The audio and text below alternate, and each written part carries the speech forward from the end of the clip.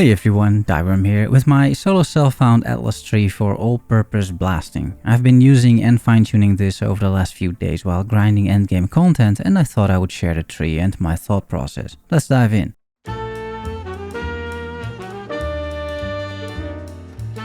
I want to start by sharing my philosophy to playing the endgame in Path of Exile in solo self-found. I think in general there are roughly two approaches to playing the endgame. The first is that you make a list of the upgrades that you need, you spec into one or more atlas trees, and you start target farming that specific content until you have what you want. While arguably the most time efficient, I find this strategy often also the most tedious and not so fun. That is a personal preference, clearly. You might enjoy this a lot, but I don't. I like the variety a bit more. I just like blasting maps and the occasional bossing. However, if you value maximum efficiency and don't mind respecking trees all the time, my tree is probably not for you. However, there is a second way to play the game, which is to have a rough idea of the upgrades or content you need while being aware that these days a lot of different things spawn from multiple sources. Ritual is a great example, which provides numerous useful items such as oils, essences, fractured items, etc.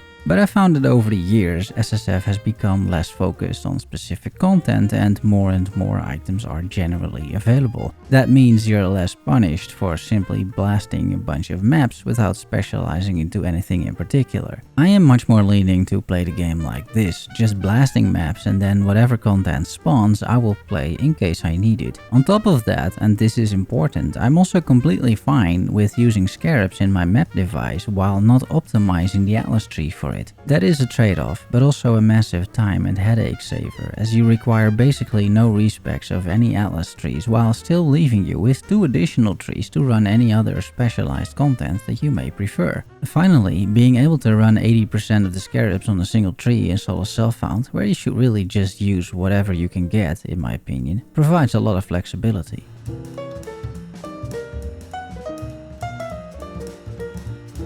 Once you understand my endgame blasting philosophy, you can understand the pros and cons, starting with the main con, and that is the lack of any specialization. I did leave you 2 trees though. In many cases, I don't think this is an issue, as I'm completely fine, as I said, using scarabs without optimizing the tree for it. But then the main pro, this tree is hassle-free. It's generally good all-purpose, which allows you to farm regular maps and the new tier 16.5 maps / memory threads from Egan. I primarily use this for standalone tier 16s and tier 16.5s, but also trash mobs for tier 17 maps if I can be bothered to roll those. And the tree is also designed to be able to slot in numerous scarabs without having to respec, assuming you're okay with using scarabs somewhat suboptimally. I think that is a huge advantage personally, and on top of that I have picked here left and right a bunch of league mechanics for very little points that still give you massive benefits in my opinion.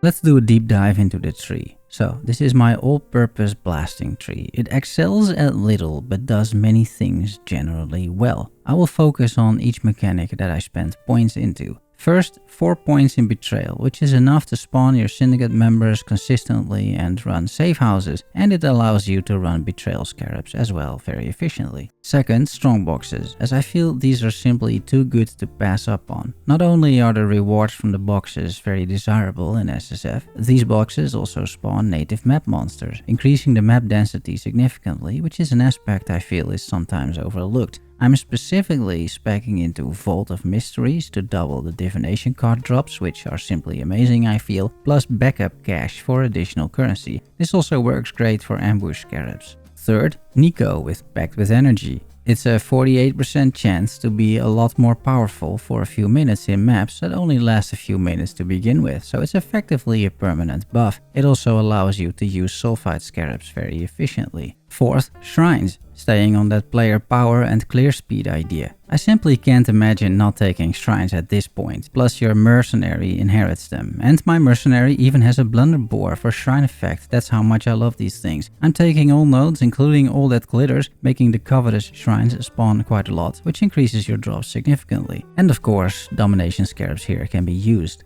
5th, Extreme Archaeology for the big bomb. I don't take any other expedition notes, but simply investing 2 points to save 10 to 15 seconds in case expedition spawns seems like a great idea. You can use all expedition scarabs with this, just plant the bomb somewhere in the middle, do a quick hover over the icon to see if you didn't completely brick it, and then kill another 200 monsters for more loot. Because that's what it's all about, right? In map blasting at the end of the day. 6th, Searing Exarch. I think the superior Eldritch Altars in Soul Self-Found. The Chaos Orbs you get for this alone are worth it, and also the monsters are just a lot easier to deal with as they spawn immediately and don't kill you from 2 screens away. I'm taking all the standard notes here, including the pack size. 7th, Lost in Transit, which has a 6% chance to replace any ore deposit with a bunch of boxes from a random port, depending on the ore deposit that got replaced. Just taking these 5 nodes gets you a bunch of different and useful rewards while blasting maps, such as rune grafts, tattoos, uniques, currencies, and much more,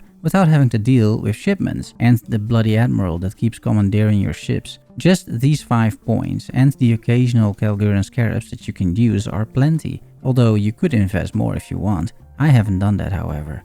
8. Memory tear chance, because that is what I'm looking for in these maps. I want those memory tears so I can spawn Egan, so he opens up a memory thread so I can farm tier 16.5 maps. I'm also taking these 2 small nodes to drop more regular tier 16.5 maps. 9th, some, but not a crazy amount, of increased map modifiers. I personally like the more rewarding monsters wheel. The focus isn't completely on juicing the maps, but is rather on spawning a bunch of useful mechanics. It keeps the maps a bit more manageable as well, but if you want to, of course, you can go all out on map modifier effect. Number 10, a bunch of scarab nodes. Scarabs are quite useful, and I feel if you don't take some scarab nodes, you're not going to be able to put in 5 scarabs every time you run a map, so I want to make sure I have enough scarabs to put in the maps. As with everything else in the tree, this is of course optional, it's a trade-off.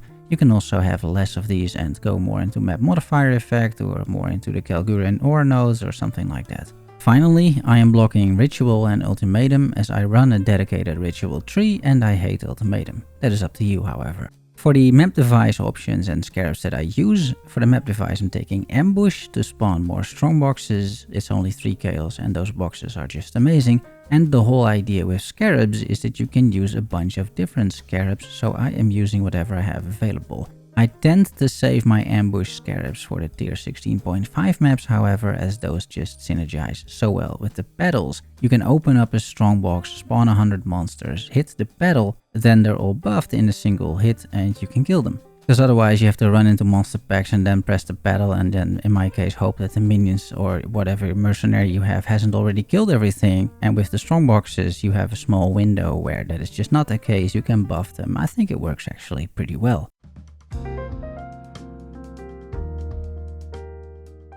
I would like to point out one honorable mention that you could opt into for just a few points, and that is overloaded circuits. Let's say you have a bunch of Harbinger scarabs, but you don't feel like speccing into Harby on the tree. You can respec 3 points in this tree, take overloaded circuits, which randomly picks 3 notables of whatever mechanic you choose on the map device, and that can be a game changer. League mechanics like Essences or Harbinger have very few notables to begin with, and while you have to pay double here, I feel it's absolutely worth it. You should try it out, it's overall incredibly nice, and the additional benefit is that you won't forget you have this keystone equipped, assuming you pay a little bit of attention when mapping, because the costs of the map device options are doubled, so when you're asked to pay 6 chaos for ambush, you know you still have this thing activated. And that's all, an elaborate overview of my blasting tree, which I'm still running and it is serving me very well. I've had numerous interesting drops reach level 98 at this point, so I hope it's working out for you as well. I'll see you soon for more. Please subscribe for more Path of Exile 1 Solo Self-Found content. I appreciate you watching to the end, so I will see you soon. I love you all. Bye bye.